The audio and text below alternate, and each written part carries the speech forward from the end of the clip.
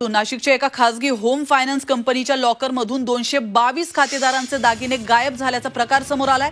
या दागिन्यांची किंमत सुमारे 5 कोटी रुपयांच्या दरम्यान आहे। तर सारी घटना ही सीसीटीव्ही कॅमेऱ्यात कैद झाली आहे। तर सरकारवाडा पोलीस स्टेशनमध्ये गुन्हा दाखल करण्यात आलाय। नाशिक शहरातील डोंगरे वसतिगृह परिसरामध्ये 24 तास रहदारी असलेल्या रस्त्यावर ही कंपनी आहे।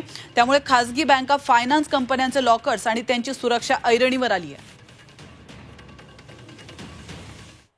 लोकांनी तारण ठेवलेलं जे सोनं लॉकरमध्ये ठेवलेलं असतं तर ते रात्री चोरी झालेलं आहे। चोरांनी खिडकीतून प्रवेश करून त्या लॉकरमधून ते चोरी केलेलं आहे।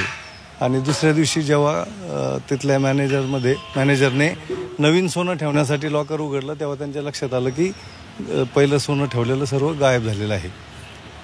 सर किती लोकांचे गेले आणि किती मुद्देमाल गेला? जवळजवळ 220 लोकांचं सोनं ठेवलेलं होतं ते त्याच्या अगेन्स्ट त्यांना गोल्ड लोन दिलेलं होतं।